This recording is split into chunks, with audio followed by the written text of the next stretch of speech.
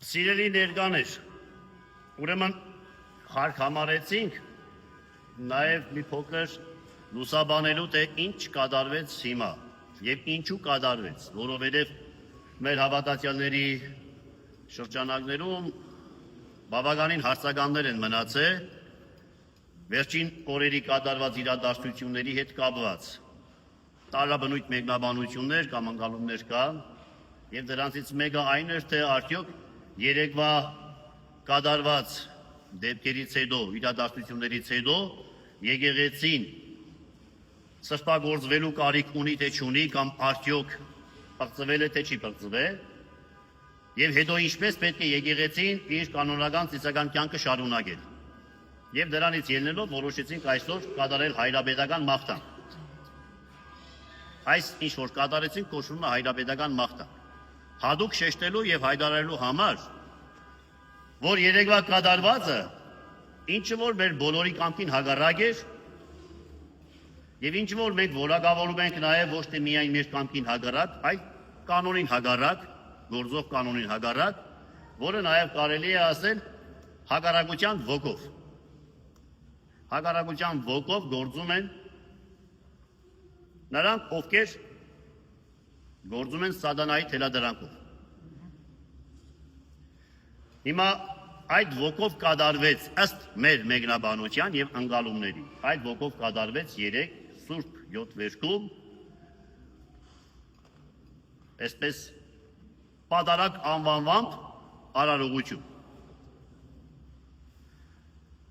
Ուրեմն ավելին չվերցնեմ ին վրա ասելու համար թե դա պատարակ էր թե ոչ, դա յուրաքանչյուր մեկը կիմանա, եթե կանոնական շեղում կա, ուրեմն ինքը ինչ է իրենից ներկայացնում։ Բայց քանի որ հենց դա այն շեղումն էր, որտեղ նպատակային եւ դիտավորյալ կերպով զեղչվում էր հայրապետի անունը, որը պատարակի տեքստի կանոնական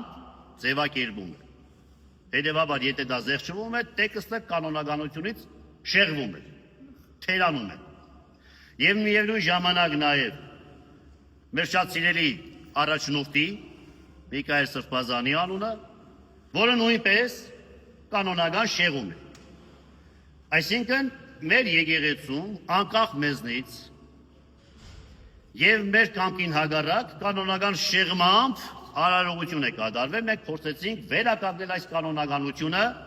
միասնականորեն։ Եվս մեկ անգամ հայտարարելու, որ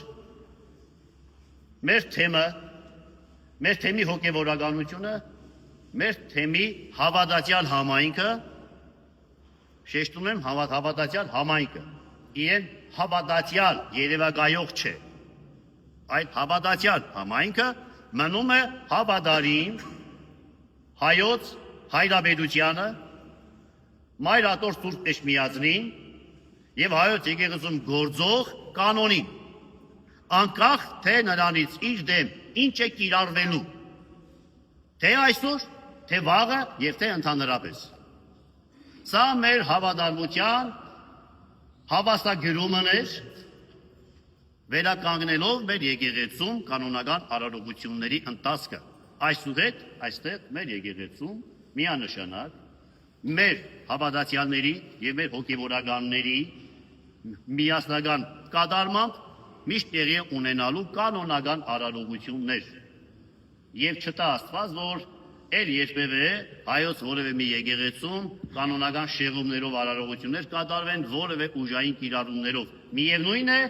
այդ արարողությունները կատարվելու ընթացքում եկեղեցին չի վնասվում, այլ վնասվում են իրենք կատարողները, որոնց տարբեր անգամ ասել ենք, հիմա էլ ասում ենք, խղճում ենք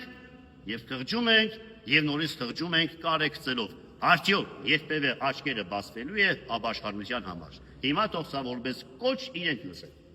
Իսկ մենք լսում ենք այն կոչը, որ հավատարիմ ենք եւ մնալու ենք հավատարիմ ընդմիշտ։ Մեր ուխտին, մեր կանոնին, մեր Սուրբ եկեղեցուն, մեր մայրաթոր Սուրբ Էջմիածնին, իր օրինական գահակալ, այս պահին գահակալող Գարեգին երկրորդ ամենայն հայոց կաթողիկոսին եւ մեր զորակցությունը մեր թեմակալ առաջնորդին։ Աղոթքով, որ հույսով, որ շուտով ինքը ազատագրվելու է, հաղթելու է իր բաժին փորձառությունը, վերադառնալու է իր վիճակը հովվելու քաչ հովվի նման։ Սրանից ավելի բան չեմ ուզում ասել։ Սա իբրև այսօրվա արարողության իմաստ եւ մեկնաբանություն։ Այն լրացուցիչ հիշեք, ձեր մեջ կարող է հնչել սրբագործում, նոր օծում,